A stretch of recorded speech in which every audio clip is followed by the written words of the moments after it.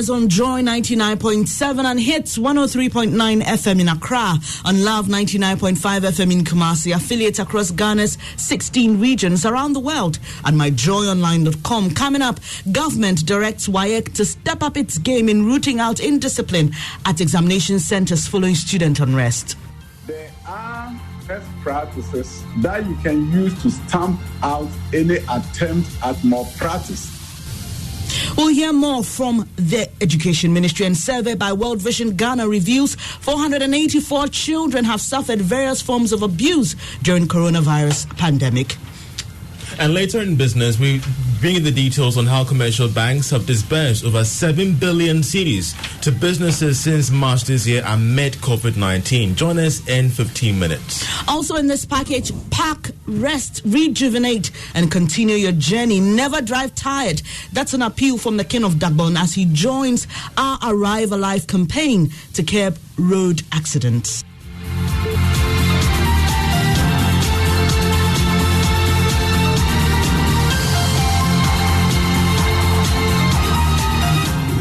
Thanks for your company. The details now. Government has asked the West African Examinations Council, WAEC, to step up its game in rooting out malpractices at examination centers following unrest by some candidates in parts of the country.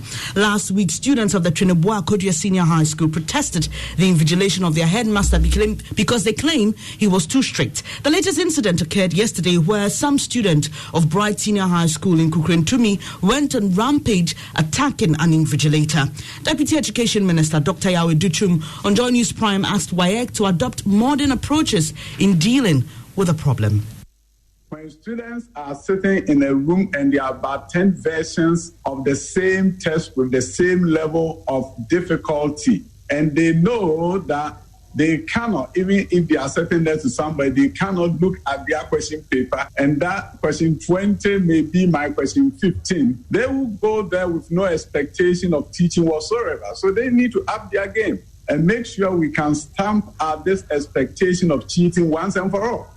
Deputy Education Minister Dr. Yao Educhum there. Now, Director General of the Ghana Education Service, Professor Kwesi Opoku-Amankwa, has sent a strong notice that students found to have misconducted themselves in recent unrest on the campuses will be deboardinized and will commute from home to write the exams under parental guidance. The GES has issued a statement on happenings at various campuses, and my colleague Winston Amwa joins me with detail. What are the highlights of the statement, Winston?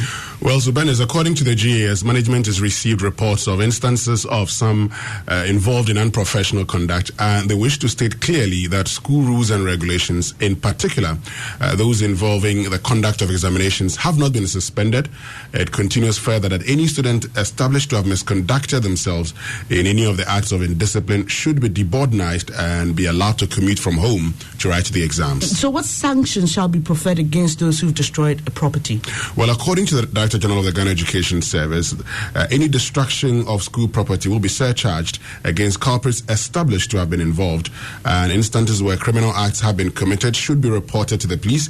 He added that directors have been directed to take action on all such misconduct and submit reports to the Director General of Education immediately. My colleague Winston Amma with details of the GS statement on student vandalism. Meanwhile, the General Secretary of NAT, Thomas Musa, is asking the Ghana Education Service to probe claims that some students were asked to pay monies in return for favors during the exams. If you look at the video footage, the student made some claims. And for me, these things should remain as allegations until proven beyond reasonable doubt.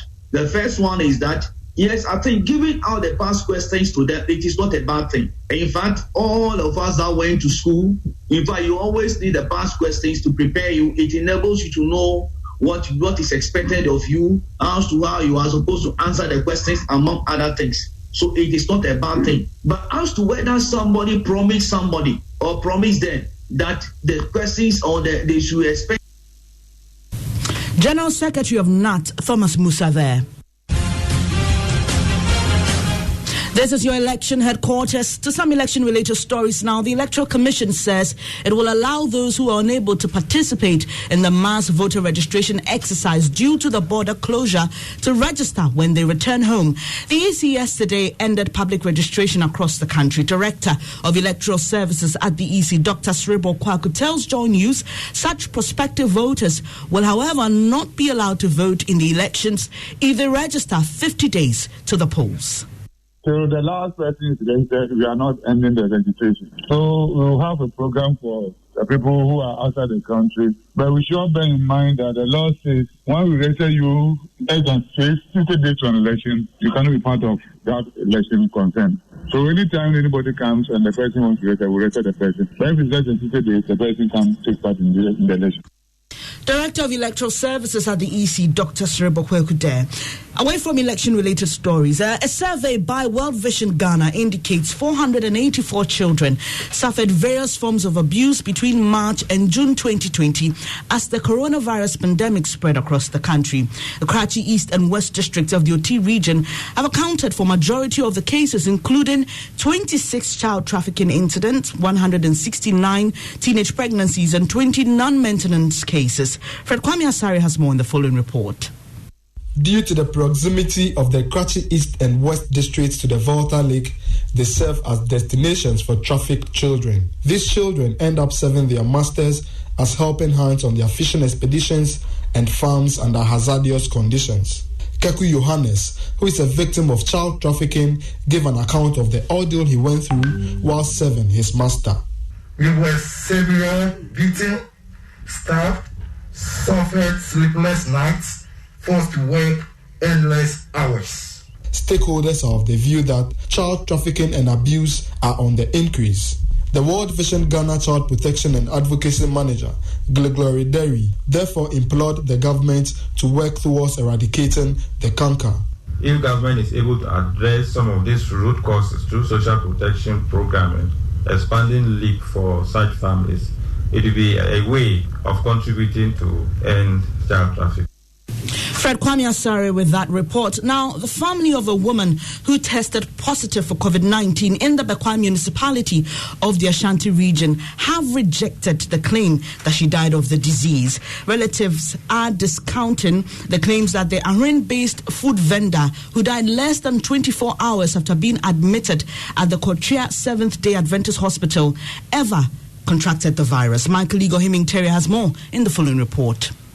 Akuya Frima, affectionately called Inokuya, has been taking care of her 12-month-old grandson after the passing of her mother on June 25, 2020.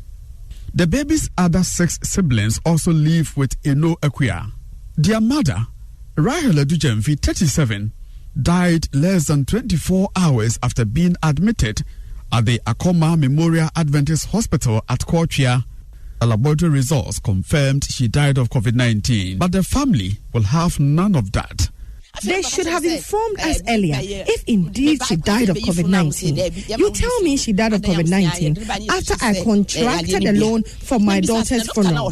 On the cause of death certificate, which has been given to the husband of the deceased, it is hypovolemic shock from gastroenteritis as a result of COVID-19. Mother of the deceased, Enokuya, wants independent autopsy to establish the cause of death.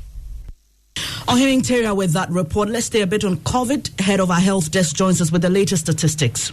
Well, the latest report released by the Ghana Health Service shows that we've had 455 new cases of COVID, and it brings our total confirmed cases to 40,097 cases. And because we've had 36,638 recoveries, our active cases as it stands now is 3,253.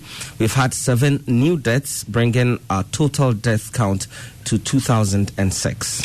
Head of our help desk, Fred Smith, there now to Arrive Alive, brought to you by Toyota and Bedrock Insurance. Pack, rest, rejuvenate, and continue your journey. This is a call from the overlord of Dabong, Yana Abubakari Muhammad II, who's joined Joy News' Arrive Alive campaign to curb road accidents and save lives. Now, he says it's become clear that driver fatigue is a major contributor to many of the road crashes recorded in the country. The Road Traffic Act 2004 criminalizes driving for hours without resting, but it appears most long-distance drivers continue to flout this. Diana wants passengers to watch for signs of tired drivers and impress on them to stop and rest to save their own lives. And that's how we end this edition of Joy News at 6. Our top story: government directs WAEC to step up its game in rooting out indiscipline at examination